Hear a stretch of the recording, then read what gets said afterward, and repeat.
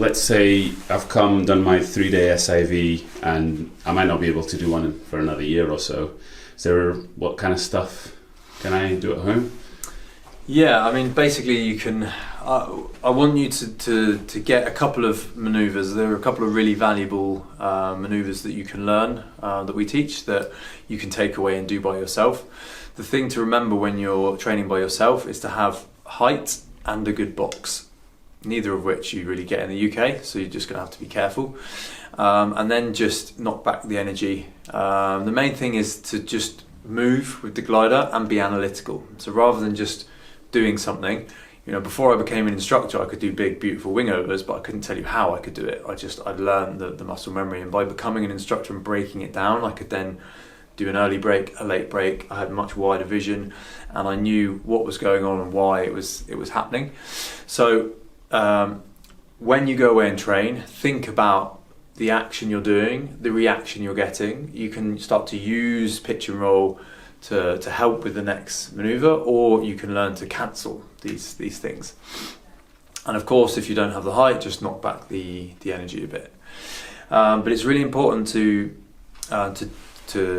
sort of touch base with yourself on any given day, and this is where this comes into mind. So all of your external things is what you're doing, why you're doing it, and how you're doing it, and then the weather, the box you're in, that sort of stuff. This is all the external things you need to check in with on any given day you're going to go and train.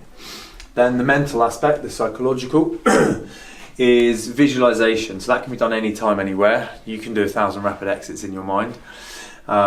So having a real vivid visualization is really important. You see all the acro pilots on launch going through their maneuvers. This is what you need to start to do before you actually go up and do it. We should never do something spontaneous and just think, oh, I've got enough height to quick do a spiral, do a rapid exit, do a wing over.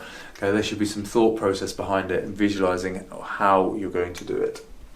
How do you feel? It might be that you're cold and tired and you've just finished a long cross-country flight. It might not be the best time to be doing something like this.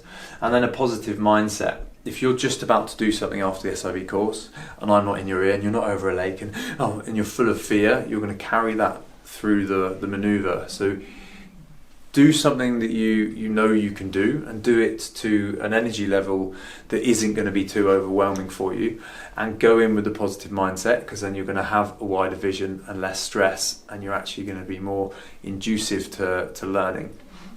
So this is all your external factors.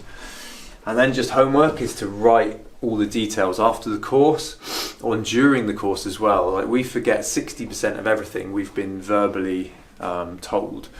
So bring a pen and paper or write down on your phone, but write down all of the details, because you will for sure forget them. So when you're visualizing any maneuver, or when you've left this course, all the maneuvers you've covered, write them all down, and then write exactly every single detail about how to do it, what you're feeling, the pressure in the brakes, what visually you're taking in, and then what, why and how as well. Like, the reason behind it is really important. Because I'll find myself in this situation and I need to react, or I'm doing wingovers because it's fun and I'm learning about being more dynamic with my glider and the roll, the pitch and the yaw. There's got to be a reason behind these things.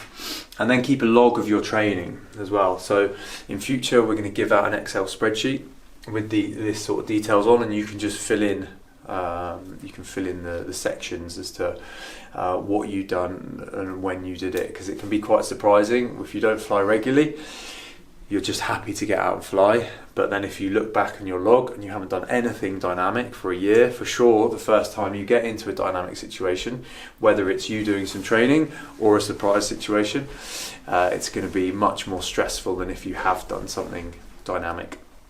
So just keep all this in mind, and enjoy your training. Awesome.